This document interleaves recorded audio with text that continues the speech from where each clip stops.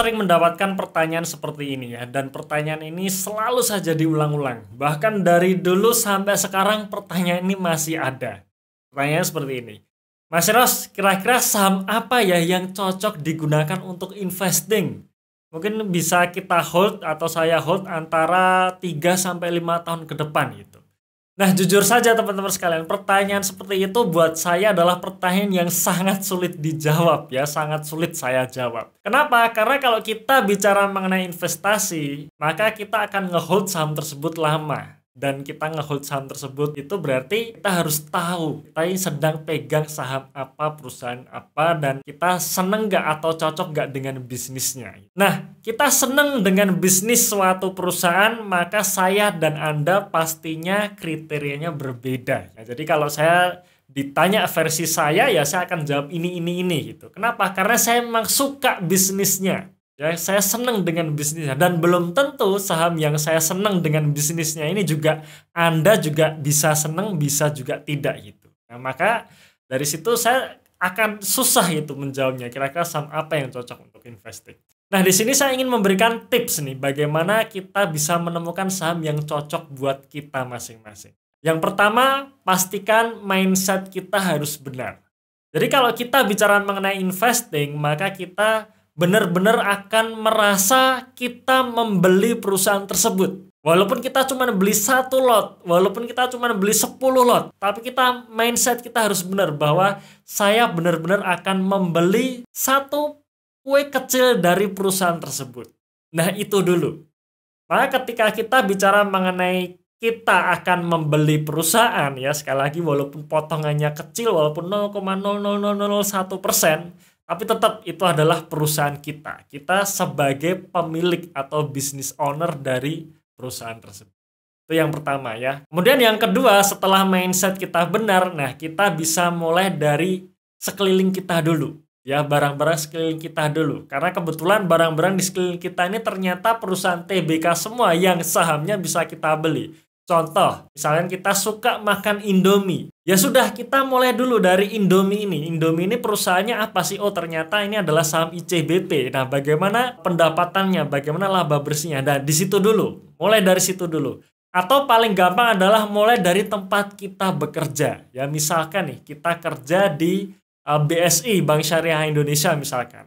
Oh, ternyata BSI ini adalah bank syariah terbesar di Indonesia. Nah, mumpung kita kerja di perusahaan tersebut, nah kenapa nggak kita sekalian punyai sahamnya? Nah, hal seperti itu lebih mudah. Artinya memang benar-benar kita berada di circle kompetensi kita. Itu yang kedua. Ya. Kemudian yang ketiga, mau nggak mau kita harus membaca laporan keuangannya, ya, terutama historinya. Bagaimana histori penjualan perusahaan tersebut, bagaimana histori laba bersih perusahaan tersebut, ya, bagaimana neracanya, sehat atau tidak, ya, kalau sehat, seberapa sehat, hutangnya bagaimana, hutangnya besar atau tidak, dan sebagainya, dan sebagainya. Jadi mau nggak mau harus membaca laporan keuangan.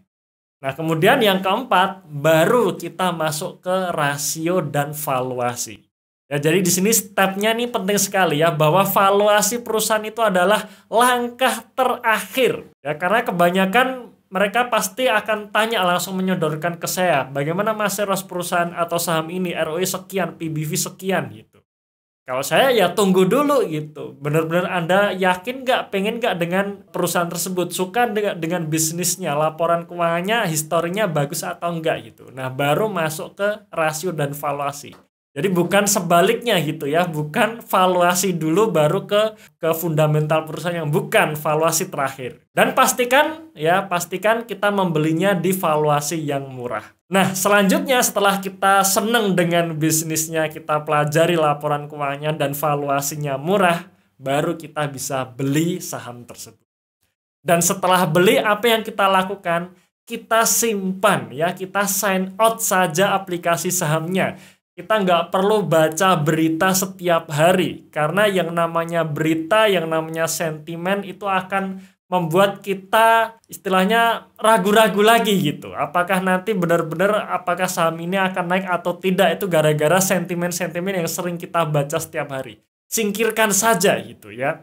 Jadi kita beli, kita simpan, kita review lagi setelah laporan keuangan terbaru keluar. Kalau memang laporan keuangan terbaru keluar dan kinerjanya masih sesuai ekspektasi, ya sudah di hold saja. Ya sesimpel itu. Ya, tapi kalau misalkan kinerjanya tidak sesuai ekspektasi, bisa kita pikirkan untuk cut loss. Kalau memang benar-benar ekspektasinya parah gitu ya, benar-benar di luar ekspektasi, yang itu turun membuat hutangnya besar dan sebagainya, yang membuat kita takut ya dengan kondisi fundamental perusahaan. Nah, kita bisa melakukan cut loss. Oke, jadi itu sedikit tips mengenai bagaimana cara kita memilih saham. Ya, saya ulangi, yang pertama mindset harus benar, yang kedua kita senang dengan bisnisnya, kita senang dengan produknya. Yang ketiga, kita baca laporan keuangannya. Yang keempat, kita valuasi dan pastikan harga murah. Dan yang kelima, beli kemudian simpan. Review lagi saat laporan keuangan terbaru keluar. Ya, nggak perlu kita peduliin harga mau naik turun ya, bandar mau akumulasi atau distribusi, biarkan saja. Karena sekali lagi kita bicara mengenai investing. Oke, itu tadi tips ya dari saya, semoga bermanfaat. Silakan teman-teman join di channel Telegram kami, channel The Investor, karena kadang di situ saya share tulisan-tulisan yang tidak bisa saya videokan. Ya, linknya ada dalam deskripsi di video ini atau dalam kolom komentar yang sudah kami pin. Oke, terima kasih. Tunggu video kami selanjutnya dan salam passive income.